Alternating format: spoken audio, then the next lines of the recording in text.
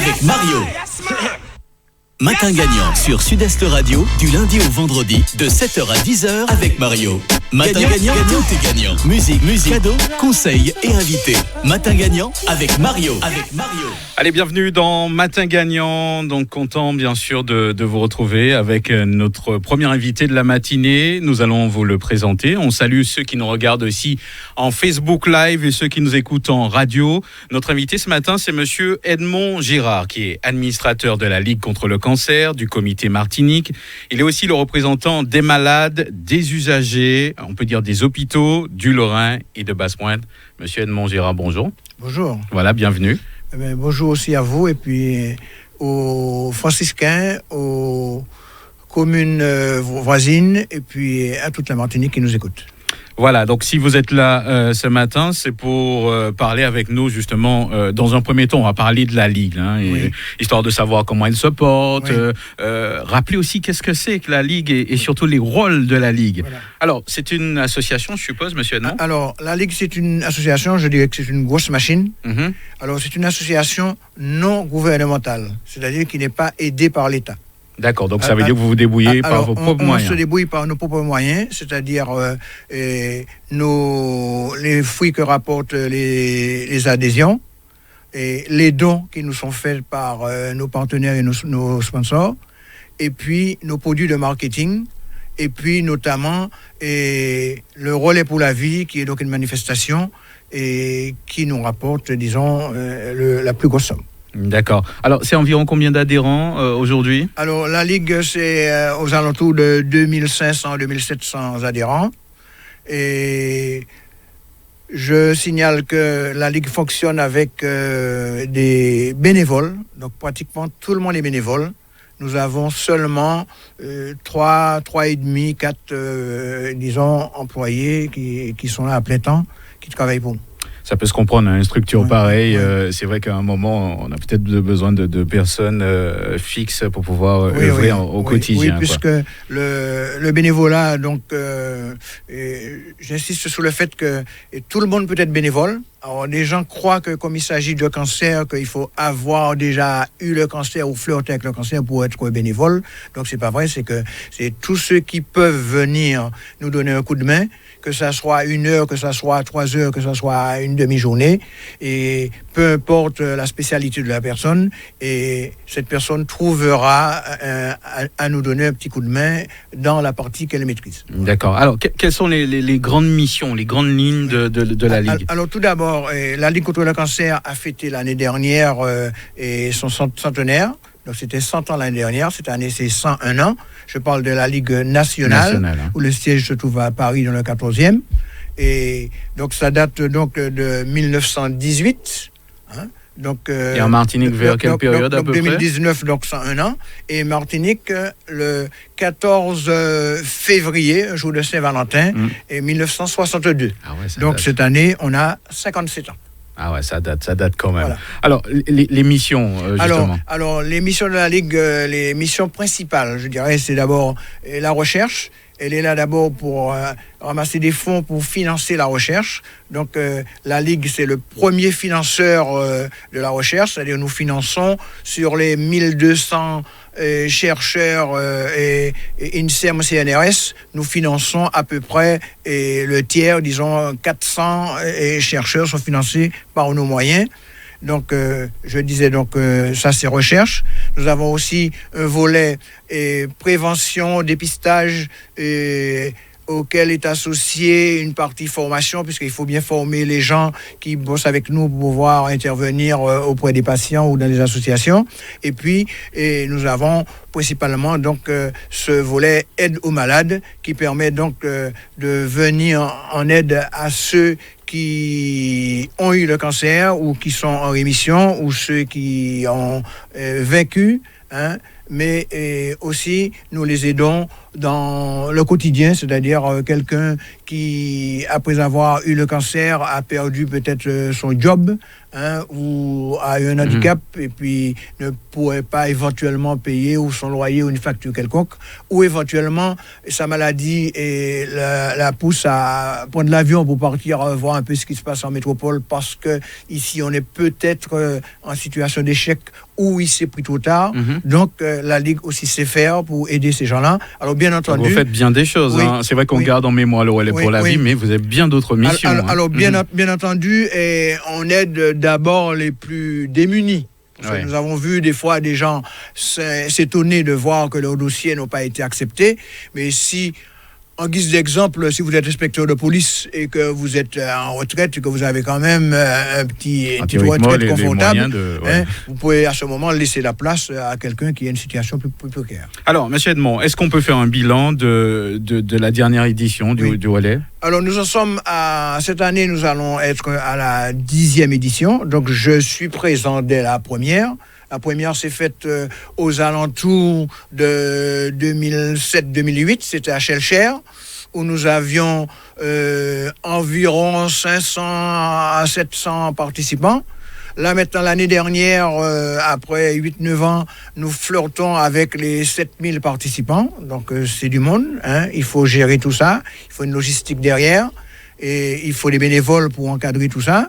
Et puis, mais vu la somme que ça nous ramène, on n'a pas à baisser les bras. Au contraire, il faudrait même peut-être mettre le turbo, puisque l'année dernière, nous avions donc environ 140 équipes qui ont joué le jeu pour courir sur le stade pendant 24 heures. Nous avions ramassé 140 000 euros au bilan final. 120 000 l'année dernière, et nous visons, cette année, nous visons 140. Ouais. Et aussi pour les participants, nous aurions aimé aussi atteindre les 10 000 participants. Alors, on va parler un petit peu des différentes activités que vous-même vous menez, notamment. En début, on a parlé par exemple représentants des malades. Ça consiste en quoi, les représentants des malades ? Alors, chaque fois que nous avons affaire à des malades, que quelqu'un atteint par le cancer, ces gens-là, des fois, viennent chez nous chercher un réconfort. Et nous, représentants des malades, parce que moi, je suis du côté homme, nous avons donc une collègue qui s'appelle Michel Rommel, qui est du côté femme. Donc, quand il s'agit peut-être de cancer du sein, elle sera plus apte à en parler que moi. Ouais. Alors, donc, nous sommes là pour un petit peu les épauler et les conseiller. Et ça nous arrive même à nous déplacer, que ce soit chez eux ou encore à l'hôpital ou par téléphone, pour un peu les booster, pour leur demander de s'accrocher, parce que nous sommes bien accrochés. Nous nous sommes battus avec beaucoup de détermination et nous avons gagné le combat. Et tout cela, c'est du bénévolat, monsieur Edmond. Tout ça, c'est du bénévolat. Donc ça fait, alors, en ce qui me concerne, je suis assez éloigné puisque j'habite sous le nord Atlantique. Quand il y a des réunions, il faut y aller, il faut penser au retour, parce que bien souvent on retourne tout seul. Ceux qui sont sous Fort-de-France, c'est peut-être plus facile, mais quand on aime, on compte pas. Et puis quand la Ligue vous a rendu service, donc il y a quand même juste un retour d'ascenseur. Alors, est-ce qu'aujourd'hui, monsieur Edmond, on peut dire que on n'a rien à envier, par exemple à l'Hexagone, en termes de prise en charge, il y a eu des progrès. Alors oui, et alors je dirais qu'en matière de médicalement parlant ou chirurgicalement parlant, nous sommes égaux à la France. Donc, on n'a pas à en rougir. C'est peut-être par la suite, pour l'accompagnement. Nous savons faire, mais justement, c'est des fois, c'est le post-opératoire qui peut éventuellement tiquer, puisque nous avons aussi, vous l'avez entendu comme moi, nous avons des problèmes de personnel, nous avons des problèmes de matériel, et puis il y a un élément important qui nous manque, c'est le TEP-scan et le cyclotron, qui permet de détecter le cancer à sa plus simple expression, et ça sauverait pas mal de monde. D'ailleurs, j'ai entendu l'ARS et voire même le directeur du CHUM, il en parlait, je crois, hier soir. C'est ça, ouais. Et apparemment, nous sommes sur la bonne voie.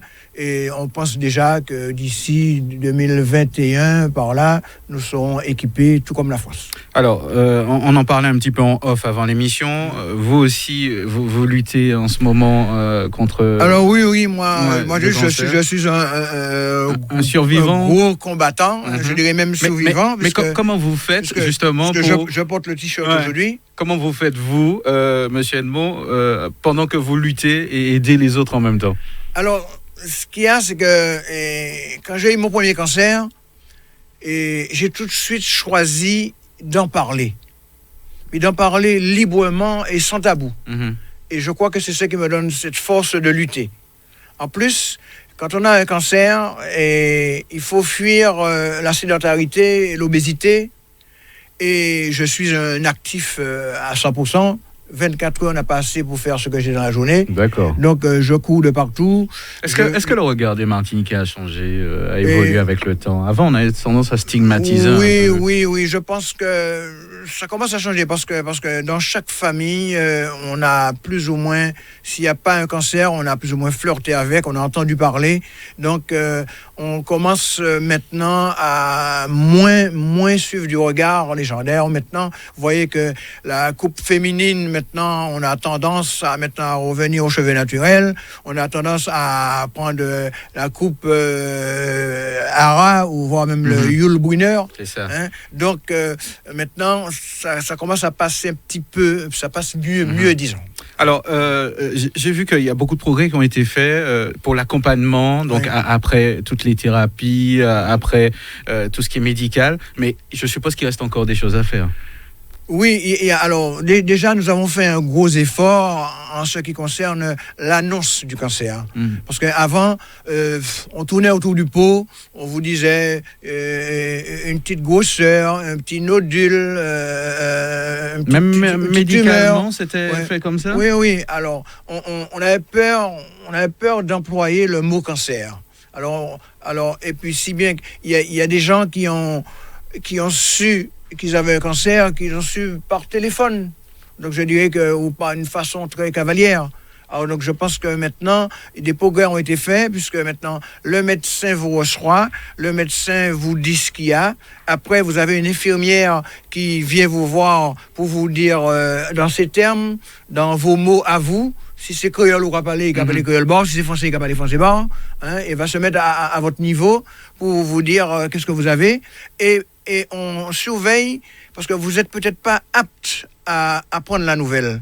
Imaginons qu'on vous dise que là, que vous avez un cancer, il y a des gens qui peuvent s'écrouler, et puis vous pouvez pas monter Laurent ou Grand-Rivière, vous pouvez foutre quoi en bas en monde, vous pouvez foutre quoi dans un pied coco, et puis ou bien arriver à la maison et puis avoir des pensées suicidaires, tandis que là maintenant, comme on vous le dit, on choisit le moment. Si le médecin pense que vous n'êtes pas apte à prendre la nouvelle, il va le différer. Il va dire oui en autre jour, 8 jours après, 15 jours après, là où que Paris pour t'en dire. Je suppose que tous les témoignages qui ont été reçus aident justement, permettent de mieux appréhender. Oui, parce que bon, alors heureusement c'est que et tout le monde ne meurt pas. La preuve c'est que moi je suis là, je me bats depuis 12 ans maintenant. 12 ans, ouais. J'ai quand même eu 2 cancers. Et je viens de subir une expérience que tout le monde n'a pas la chance de réussir, de subir. C'est que j'ai fait un essai clinique, c'est-à-dire que j'ai servi de cobaye sur un nouveau médicament, c'est-à-dire une thérapie ciblée. Thérapie ciblée et qui a très, très, très bien marché, puisque vous me voyez là, j'ai pas l'air de quelqu'un qui est malade. Et disons que cette thérapie ciblée et on a dû taper très fort puisque au départ cette thérapie était prévue pour 2 cancers, c'est-à-dire le carcinome du poumon et le mélanome. Et chemin faisant, ils ont vu que ce médicament allait servir à d'autres cancers, le rein, le foie, le sein, la prostate, etc. Donc ils ont fait un sacré coup de filet. D'accord, donc il y a de bonnes avancées et il y a de l'espoir parce qu'il y a des gens qui arrivent en émission quand même. Voilà. Et puis d'ailleurs, si on fait un retour en arrière, dans les années 1905, on guérissait 5% des gens. Et là maintenant, nous sommes à plus de 50%. Donc pratiquement un cancer sur 2 est guéri, et à condition de s'y prendre tout. Alors le dépistage, c'est une vraie passerelle. Faut pas faut pas le négliger et il faut y aller vraiment le plus tôt possible. Plus un cancer sera détecté tôt, plus vous avez des chances de survie. Comment on fait justement pour adhérer, pour proposer ces services puisque vous disiez, on n'est pas forcément obligé d'être malade. Oui. Alors il suffit de se mettre en rapport avec la Ligue contre le cancer. La Ligue contre le cancer se trouve à Montgérald, au bâtiment A, là où il y a un Ecomax, et puis je crois il y a un truc de lunettes en dessous. À côté, il y a la mutuelle des PTT. Il y a aussi le cabinet d'imagerie d'Elénon. Il y a une pâtisserie là aussi qui est dans le coin. Donc, nous sommes au dernier étage, là où il y avait des notaires dans le temps. Donc, ce bureau-là, maintenant, il nous appartient. Nous l'avons acheté. Nous avons fini de le payer cette année. Nous avons payé la dernière retraite il n'y a pas très longtemps. C'est très bien, ça. Donc, il nous appartient. Donc, c'est à nous de l'entretenir. Et donc, là, nous avons un numéro de téléphone qui est le 0596 63 38 80. 63 38 80, où vous avez du monde tout le temps, et prêt à vous renseigner, et prêt à vous recevoir. Et puis, je disais que vous parliez de bénévoles, donc tous ceux qui viennent, qui ont un petit peu de temps à donner, seront les bienvenus. Alors, 10e édition, notamment pour le relais pour la vie, ça vous fait quoi quand vous regardez en arrière ? Alors, je vois que il y a eu de travail de fait. Il y a du travail de fait, il y a des progrès, il y a une montée en puissance et il y a une participation de nos compatriotes. Je dirais qu'un mot bravo. Et d'ailleurs, c'est pour ça que là, nous visons les 10 000 participants cette année et nous voudrions récolter 140 000 euros, qui serait destiné donc au confort de nos malades et ainsi que d'autres actions qui se greffent autour, sport, activité physique, yoga et puis soins socio-esthétiques, etc. Voilà. Alors, relais pour la vie, on entend parler justement de ce terme, mais il vient d'où ? Ça consiste à quoi ? Alors, le relais pour la vie, c'est un concept américain et que la France a adopté depuis 2006, qui consiste, il s'appelle relais, c'est parce qu'il consiste à se relayer, mais à se relayer en courant, en marchant, en flânant pendant 24 heures. Donc tout le monde peut y participer. Ça peut être des sportifs, ça peut être des marcheurs, ça peut être des gens en fauteuil roulant, ça peut être des gens en béquille, ça peut être, on a même vu des mamans avec des bébés en poussette, et le but c'est de tenir les 24 heures. Alors, afin de tenir ces 24 heures, il y a une organisation qui est mise en place. Si tout le monde veut venir le jour J pour s'inscrire, on ne saura pas faire. Alors, à l'avance, nous avons donc un site internet qui permet de s'inscrire. Et tout le monde ne va pas s'inscrire individuellement. Les gens vont former des équipes. Alors, une équipe peut avoir aussi bien 6 personnes que 20 personnes que 30 personnes. Donc, les grosses équipes sont obligées de se scinder peut-être en 2 pour en faire 2 petites. Et le fait d'avoir ces équipes-là à l'avance, ça nous permet d'avoir une organisation plus rigide et éventuellement de combler les creux. Parce que c'est pas la peine que tout le monde soit là le samedi à 16h. Que tout le monde soit là aussi le dimanche à 16h, et puis que vers minuit, 2h, 4h du matin, qu'il n'y ait personne. Alors, dans le but d'équilibrer ça pour que ça tourne sur la piste pendant les 24 heures, donc il est bon de savoir à l'avance quelles sont les équipes qui seront présentes,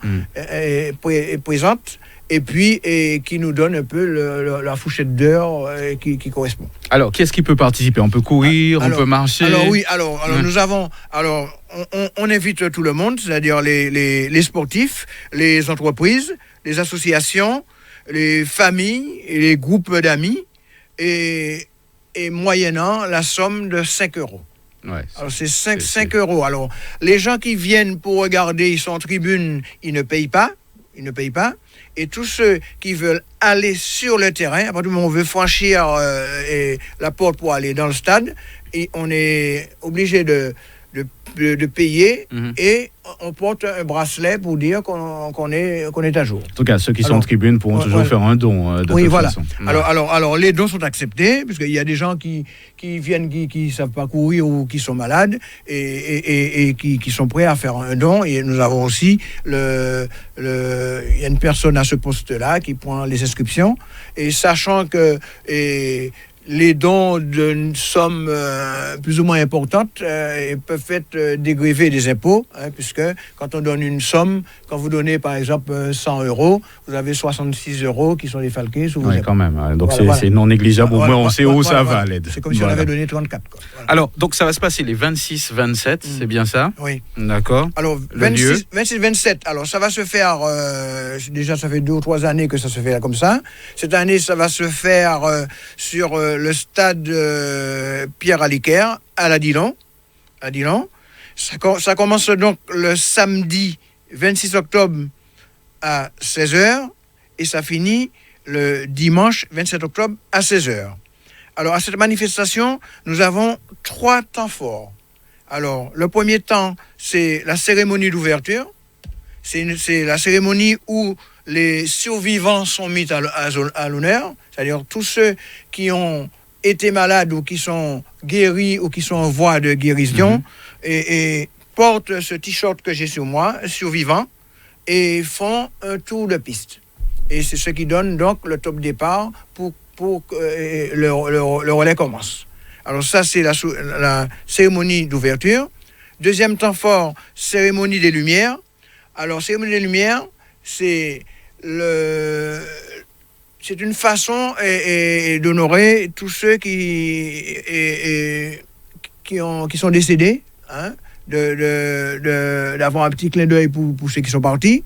Et pour matérialiser ça, les gens achètent des bougies.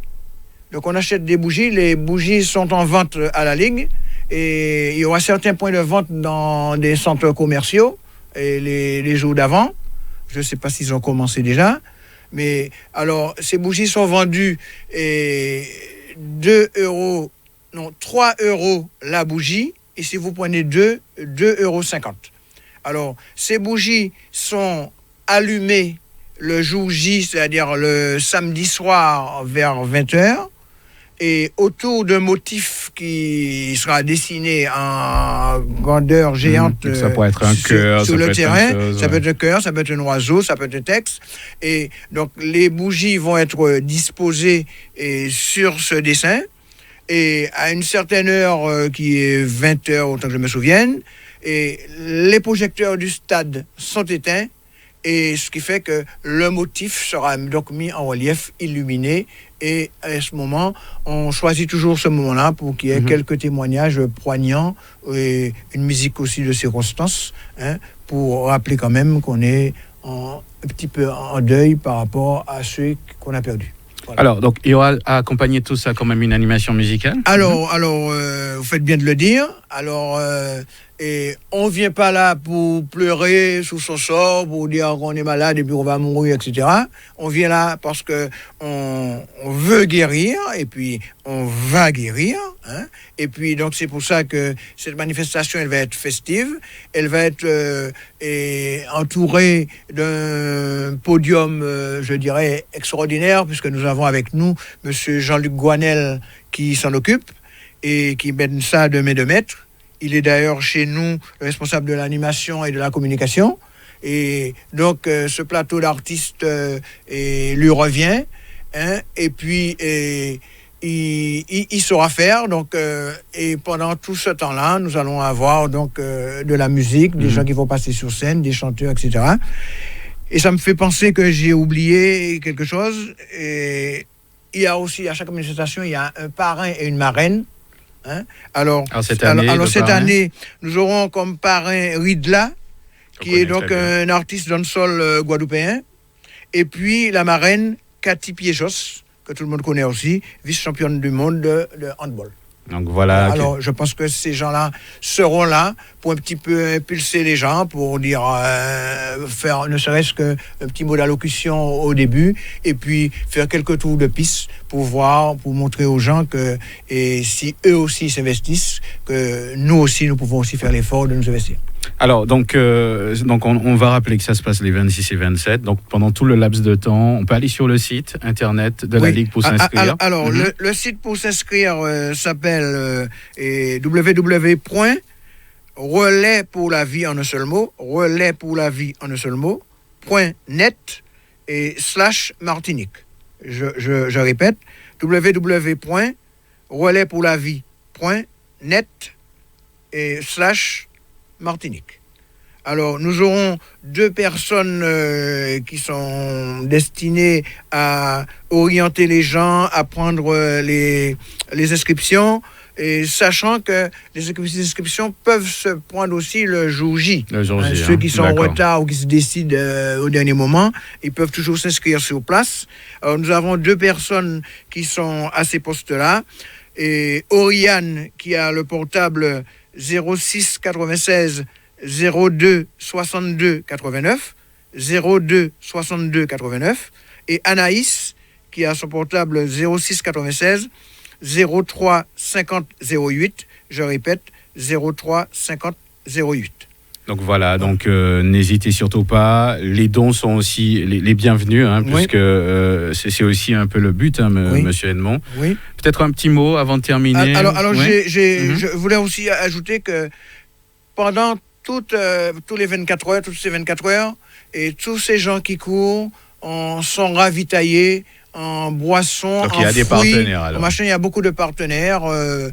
Ça peut être des floups, ça peut être des yaourts, ça peut être des jus, ça peut être Chanflore qui est toujours là, et ça peut être Boissy-Lorraine, des Maltas, tout ce que vous voulez. Donc, et les gens qui courent peuvent se servir pendant qu'ils tournent. Il y a plusieurs points de ravitaillement. Et voilà. Et puis, nos survivants qui sont mis à l'honneur, ils sont un petit peu plus chouchoutés ce jour-là. Donc, ils auront aussi à boire et à manger, et bien entendu, à titre gratuit. Voilà, donc on rappelle, il y aura des témoignages. Voilà. C'est aussi une partie importante de l'événement. Une partie importante, voilà. Alors, Monsieur Edmond, merci d'être venu nous parler de cet événement fort important. Je rappelle que vous êtes administrateur de la Ligue contre le cancer, comité Martinique, représentant aussi des malades et des usagers, des hôpitaux donc du Lorrain et de Basse-Pointe. Donc, on vous voit certainement régulièrement dans ce secteur. Donc, nous vous remercions d'être venu nous parler de cet événement et puis nous vous souhaitons bon courage pour la suite. Oui. Alors, je remercie, je m'associe à vos remerciements. Et je remercie aussi les partenaires et les sponsors qui vont nous aider. Vous pouvez les citer, oui. allez-y. Je remercie aussi, au nom de la Ligue, la mairie de Fort-de-France qui nous accueille. Merci aux équipes et au public qui contribueront à la réussite de cette 10e édition 2019. Merci à vous. Voilà. Je vous en prie. À bientôt. Merci beaucoup. Merci Mario, ça va ? En tout cas, merci Monsieur Edmond aussi. Voilà. Merci Thierry. Okay.